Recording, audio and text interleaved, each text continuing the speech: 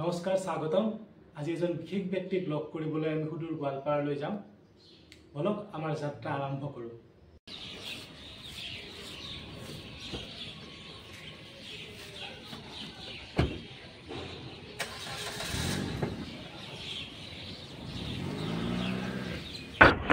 আজি আমি আহিছো সুদূৰ গোৱালপাৰালৈ এজন বিশেষ ব্যক্তিক লগ কৰিব আসলতে বিশেষ ব্যক্তিজনক লগ কৰাৰ আগতে মোৰে এটা সৰু কাহিনী কৈলো সৰুতে মই এটা কথা ভাবিছিলোঁ যে কেতিয়াবা মই ধানৰ খেতি কৰিলে এটা ধানেৰে আৰম্ভ কৰিম এটা ধানেৰে খেতি কৰিম তাৰ পৰা অলপমান ধান পাম সেইখিনি ৰুম হেনেকে মই বহুতখিনি খেতি কৰি ল'ম কিন্তু সৰুতে সেইটো ভাবিছিলোঁ ডাঙৰে ভাবিলোঁ যে কিনো ভাবিছোঁ মই এইবিলাক কথা লৱাৰ ধেমালিতে কি ভাবি লৈছোঁ কিন্তু মই হঠাতে এজন ব্যক্তিৰ কথা শুনিলোঁ তেখেতে সেই কামটো বাস্তৱত কৰি দেখাইছে মাত্ৰ এটা চাউলেৰে তেখেতে আৰম্ভ কৰিছিল আৰু আজিৰ তাৰিখত তেখেতৰ সেই চাউল লণ্ডন আমেৰিকা জাপান পৰ্যন্ত সেই চাউল খায় আৰু সেই চাউল আমাৰ অসমৰ পৰাই যায় লণ্ডন আমেৰিকালৈ হয়তো আপোনালোকে যদি অলপ খেতি কাৰ্যৰ লগত জড়িত নামটো হয়তো শুনিছে উপেন্দ্ৰ ৰাভা আৰু তেখেতৰ নামেৰেই এটা অসমত চাউল আছে হয় আজি আমি কথা পাতিম শ্ৰীযুত উপেন্দ্ৰ ৰাভা কলা চাউলৰ যি অসমত খেতি হয় এই কলা চাউলৰ জনক বুলি ক'লেও ভুল নহয় কলা চাউল তেখেতে অসমত খেতি কৰা আৰম্ভ কৰিছিল খেতিটো তেখেতে কেনেকৈ কৰিছিল কি সমস্যাৰ সন্মুখীন হৈছিল আমাক অলপ এখেতে জনাব নমস্কাৰ নমস্কাৰ হয় আপুনি কোন চনৰ পৰা আৰম্ভ কৰিছিলে আৰু কেনেকৈ আৰম্ভ কৰিছিলে এই ধানৰ খেতিত মই এইটো 2011 চনত মাত্ৰ 1 কিলো বীজ পাইছিলোঁ এই আমাৰ তেতিয়া ৰাজস্থানত আন্তঃৰাষ্ট্ৰীয় কৃষি মেলা আছিল তেতিয়া আমাৰ গোৱালপাৰা জিলাৰ মুখ্য বিজ্ঞানী উত্তম কুমাৰ বৰুৱাই 1 কিলো বীজ আনি দিছিল আৰু এই 1 কিলো বীজখিনি মোক তেওঁ এবাৰ অফিচতে দিছিল আৰু এই 1 কিলো বীজখিনি মই যেতিয়া নেকি খেতি কৰাৰ কাৰণে বীজ হিচাপে মই তিয়ালোঁ দিয়াৰ পিছত যাতে গজালি ওলাল মাত্ৰ এটা ধানহে গজালি ওলাইছিল আৰু এই এটা ধানৰ পৰা মই এই 150 গ্ৰাম পাইছিলোঁ আৰু প্ৰথম বছৰত আৰু এই 150 গ্ৰাম বীজৰ পৰা আৰু দ্বিতীয় বছৰত 48 কিলোগ্ৰাম পালোঁ তৃতীয় বছৰত 40 মন পালোঁ তেনেকুৱা বঢ়াই তেনেকুৱা হাজাৰ বিঘা বৰ্তমান কৰি আছোঁ আৰু কি শুনিলে আচৰিত লাগে যে মাত্ৰ এটা ধানৰ পৰাই আপোনালোকৰ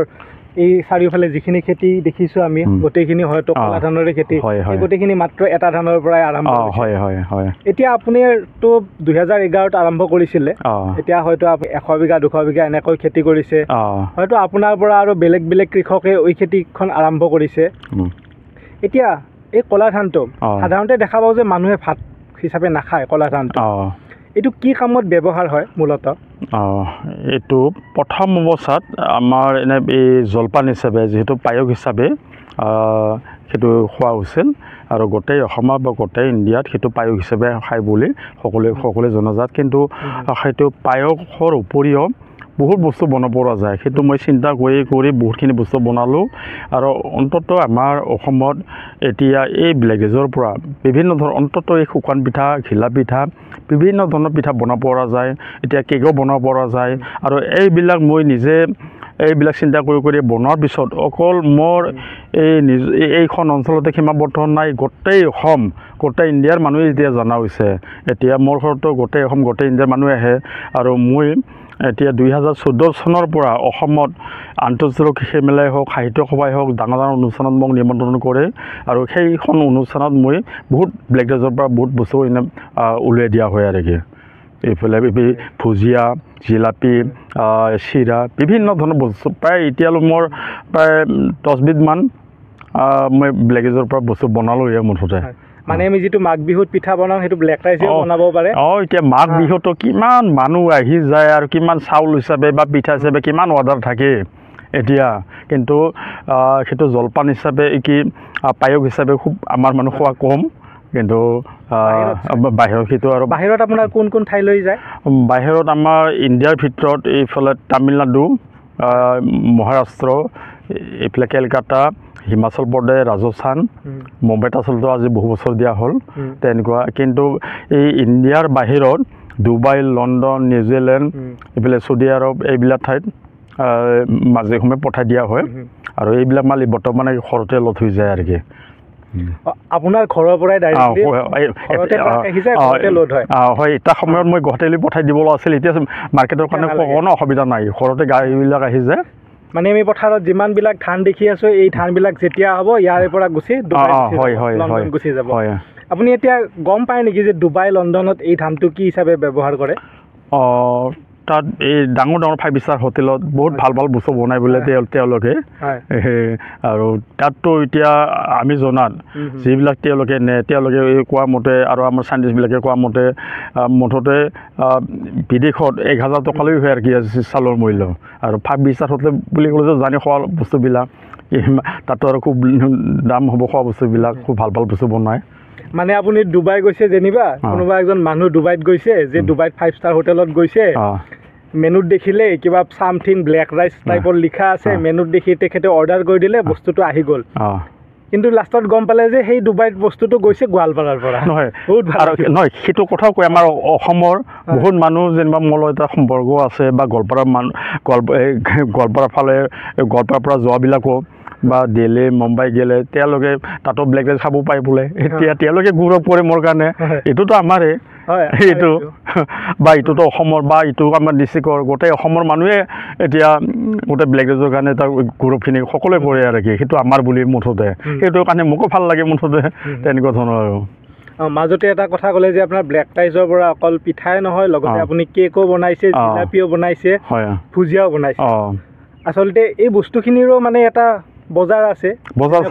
খুব ভাল বজাৰ আছে এইটো। আৰু এইটো লোকেল বজাৰত এতিয়া চাউল হিচাপে যিটো যে নেকি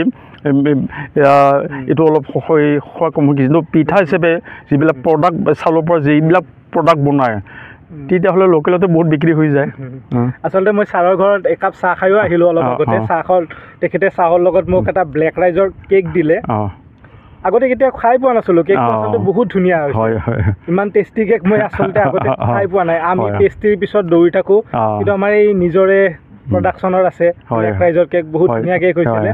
হয়তো আপোনাৰ কেতিয়াবা জিলাপি নিমকি এইবিলাকো খাই চাম ব্লেক ৰাইচৰ, হয়তো ভালেই লাগিব গোটেইখিনি। এতিয়া কওক যে বাকী আমাৰ বৰ্তমানতো অসমত মানে হয় বাৰু খেতি কৰি আছে মানুহ কৰি আছে, আপোনাৰ দৰে বহুত হয়তো আদৰ্শ খেতিয়ক আছে, কিন্তু হয়তো নতুন যুৱচামে খেতিৰ প্ৰতি অলপ আগ্ৰহ কমিছেও হয়তো।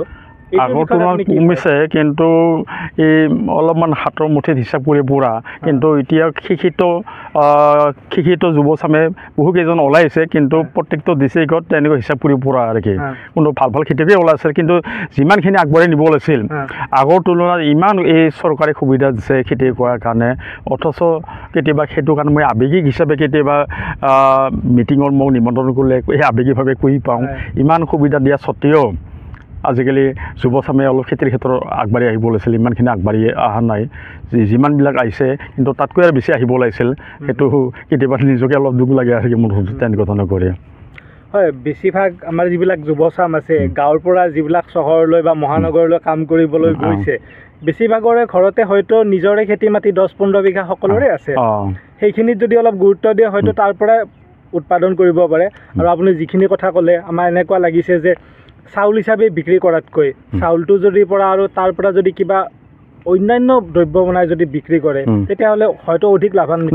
লাভটা বেছি আছে, দুগুণ লাভ হয় তেতিয়াহ'লে।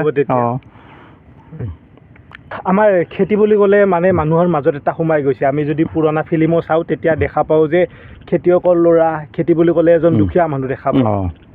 তো এইটো মানে কি, এটা মানুহৰ মনত সোমাই গ'ল কাৰণে নতুন চামে খেতিত অহা নাই, নে খেতি এটা ব্যৱসায়, ভাল ব্যৱসায় হ'ব পাৰে, নে এই ব্যৱসায়টো আমি ল'ব পৰা নাই, কোনোবা বেলেগে ইয়াৰ লাভখন লৈ আছে, এনেকুৱা হৈছে নেকি? নহয়, যিবিলাকে বুজি পাইছে,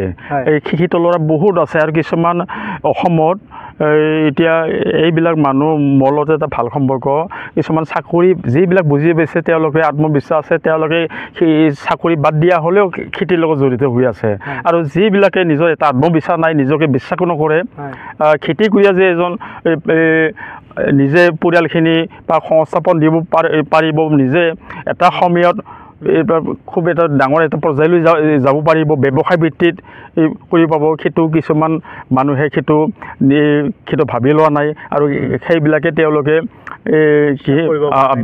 সেইকাৰণে আগবাঢ়িব পৰা নাই আৰু এতিয়া যুৱচামে এনেকুৱা ধৰণৰ খালি কাম নকৰাকৈ সহজে ধন ঘটিব সেইটোহে প্ৰতিযোগিতা ভাল কামত আমাৰ মানুহ প্ৰতিযোগিতা নাই তেনেকুৱা ধৰণৰ কিন্তু তাৰ ভিতৰত যে এই ভাল ভাল খেতিয়ক যে ওলাই গৈছে হিচাপ কৰিব পৰা আৰু কি বহুত ভাল ভাল কাম কৰা মানুহ ভাল লাগে তেতিয়া আমি ৰাজ্যিক ভিত্তিত কেতিয়াবা গুৱাহাটীত মিটিং হ'লে খুব অসমৰ খুব কষ্ট কৰি পোৱা এই আগবাঢ়ি যোৱা খেতিয়কসকলৰ একগোট হৈ কিমান আমাক ভাল লাগে আমি যদি তেনেকুৱা হাত প্ৰতিঘাতৰ মাজেৰে যদি আমি খেতি নকৰিলোঁ হয় তেতিয়াহ'লে সকলোৱে এই মোৰ নিচিনা এই তেনেকুৱা ধৰণৰ পৰ্যায় নাপালোঁ হয় মুঠতে আৰু আমি কেতিয়াও নাভাবোঁ আমি চৰকাৰৰ আশাত আমি কেতিয়াও নাভাবোঁ চৰকাৰৰ সুবিধা মতে এই চৰকাৰৰ সুবিধা পাই যে আমি খেতি কৰি যাম সেইটো আমি আমাৰ লক্ষ্য উদ্দেশ্য হ'ল আমি কাম কৰি যাম আৰু সেইটো সদায় কাম কৰি যাম সেইটো আমাৰ লক্ষ্য উদ্দেশ্য থকাৰ কাৰণে আজি এইখিনি পৰ্যায় পাইছোঁ এইটো কথা আপুনি আচলতে খুব ভাল কথা ক'লে আমাৰ মানুহখিনিয়ে নৰ্মেলি এইটো কথাই ভাবে যে চৰকাৰে কিবা সহায় কৰক চৰকাৰে সহায় কৰিলে আমি কাম কৰিম না আপুনি যিটো কথা ক'লে যে আমি কামটো নিজেই কৰিব লাগিব তাতে যদি ক'ৰবাত চৰকাৰৰ সহায় পাইছোঁ সেইটো হ'লে ভাল চৰকাৰৰ সহায় পালে ভাল কিন্তু আমি কামখিনিটো নিজে কৰিব লাগিব না আগ্ৰহটো নিজে দেখাব লাগিব সেইটো কথা আপুনি খুব ভালে ক'লে হয়তো আমাৰ বহুত চামে এই কথাটো বুজি নাপায় চৰকাৰে দিব চৰকাৰে কৰিব বুলি ৰৈ থাকে ঠিক আছে আপোনাক লগ পাই খুব ভাল লাগিল আৰু আমাৰ যিখিনি এই ভিডিঅ'খিনি চাব